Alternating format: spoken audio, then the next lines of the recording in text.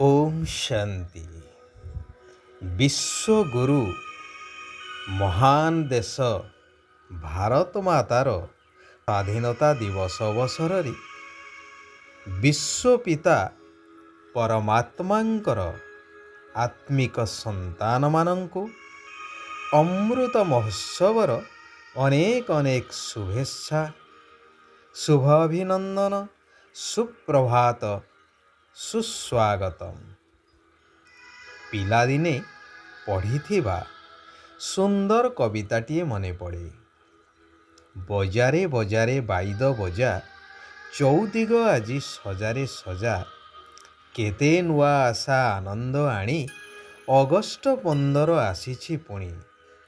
एही दिन आमे स्वाधीन हेलु, विदेशी हातरु शासन नेलु, आमे चलाउछु देश आमरी, आमरी नारे आमे नाउरी। आमे स्वाधीन हेलु, निज देशर शासन को निजे चलेलु। एमितिरे तो स्थूल रूपरे आमे स्वाधीन होई स्वाधीन भारतर संतान हेलु।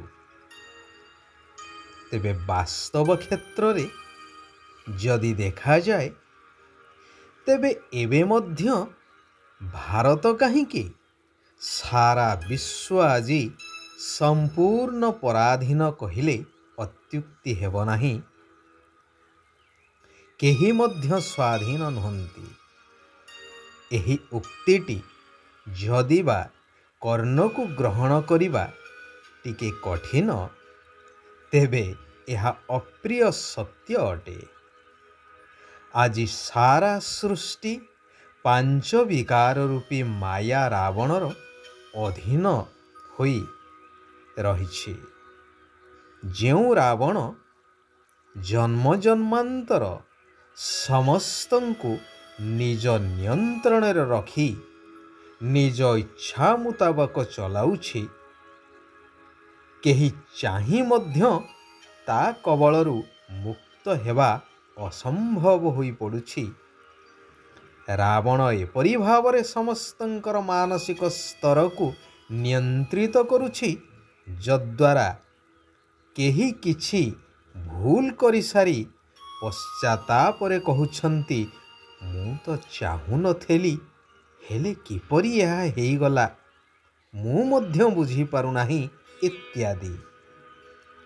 माया रावण समस्तंकु आत्मविस्मृत कराई संपूर्ण देह सर्वस्व कराई केवल दुख अशांति दे चलीछि।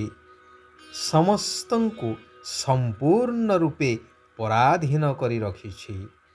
जेउ कारणरू प्रतिवर्ष रावणर प्रतिमूर्ति बड़रू बड़ तैयारी करी जळेइबार प्रथा मध्य पालित होई आसुछि। हेले ना रावणर मृत्यु हेउछि, ना मनुष्य पराधीनतारू मुक्त होई सुख शांति पाई पारुछि। तेणु आकुल भावरे डाकी चलीछि, हे भगवान आसंतु आमको दुख अशांति उद्धार करी सुख शांति प्रदान करंतु।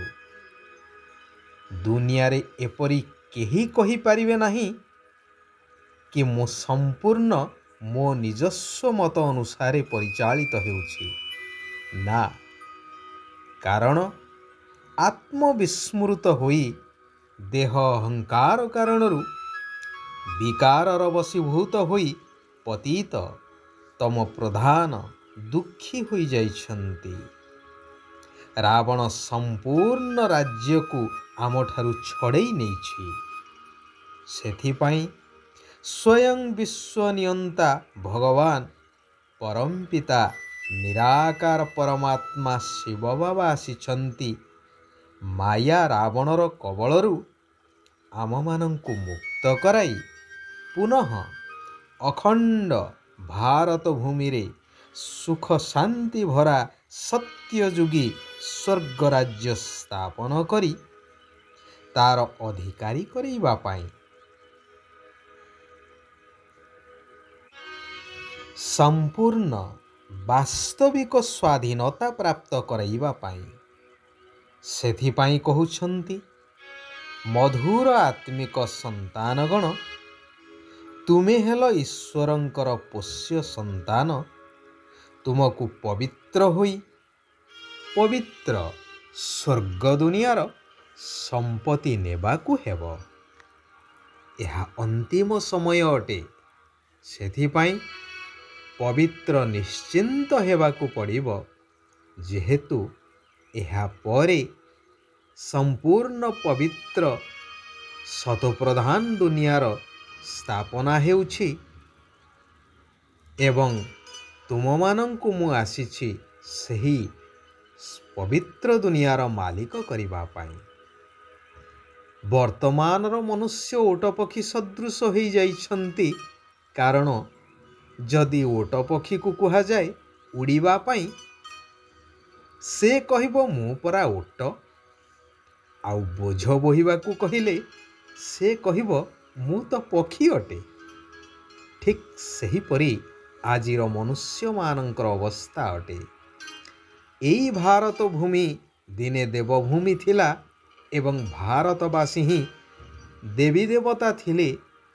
ଦେବୀ ଦେବତା ଧର୍ମ ସେମାନଙ୍କର ପରମ ଧର୍ମ ଥିଲା, ଏକମାତ୍ର ଧର୍ମ ଥିଲା। ପରନ୍ତୁ ଏବେ ଯଦି ସେମାନଙ୍କୁ ପଚରାଯାଏ କି ତୁମେ ନିଜକୁ ଦେବତା ବଦଳରେ ହିନ୍ଦୁ କାହିଁକି କହୁଛ, ତେବେ କହିବେ ଦେବତାମାନେ ତ ପବିତ୍ର, ଆମେ ତ ଅପବିତ୍ର ପତିତ ଅଟୁ। ଯଦି କୁହାଯିବ ଠିକ୍ ଅଛି, ଏବେ ଭଗବାନ କହୁଛନ୍ତି ପବିତ୍ର ହୁଅ, ତେବେ ପବିତ୍ର ଦୈବୀ ପଦ ପ୍ରାପ୍ତ ହୋଇପାରିବ, ତେବେ କହୁଛନ୍ତି ଫୁର୍ସତ ନାହିଁ। ମାୟା ସମସ୍ତଙ୍କର ପବିତ୍ରତାର ଡେଣା କାଟି ଦେଇଛି ଜଟାୟୁ ଭଳି। ସେଥିପାଇଁ ଭଗବାନ କହୁଛନ୍ତି ଏବେ ଆଉ ଓଟ ପକ୍ଷୀ ସଦୃଶ ହୁଅ ନାହିଁ। ପବିତ୍ରତାର ଡେଣା ଲଗାଇ ଜ୍ଞାନ ମାର୍ଗରେ ଆଗେଇ ଚାଲ। ଏବେ ନୂତନ ସତ୍ୟଯୁଗୀ ସୂର୍ଯ୍ୟ ଉଦୟ ହେବାର ସମୟ ଉପନୀତ। ମୋ ଶ୍ରୀମତରେ ଚାଲି ସମ୍ପୂର୍ଣ୍ଣ ନିର୍ବିକାରୀ ହେବାକୁ ପଡ଼ିବ।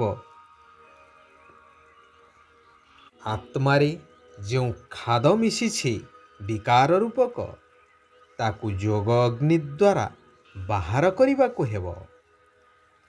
ଆତ୍ମ ଅଭିମାନୀ ହୋଇ ନିରାକାର ଶିବ ବାବାଙ୍କୁ ମନେ ପକାଇବାକୁ ହେବ। ଯେତେ ଯେତେ ବାବାଙ୍କ ସ୍ମୃତିରେ ରହିବ, ସେତିକି ବାବା ରକ୍ଷା କରି ଚାଲିବେ। ଶିବ ବାବା କହୁଛନ୍ତି, ମୋର ମୋରକୁ ତୋରରେ ପରିବର୍ତ୍ତନ କରି ଶ୍ରେଷ୍ଠ ଲକ୍ଷ୍ୟକୁ ପ୍ରାପ୍ତ କରୁଥିବା ନଷ୍ଟ ମହାଆତ୍ମା ହୁଅ।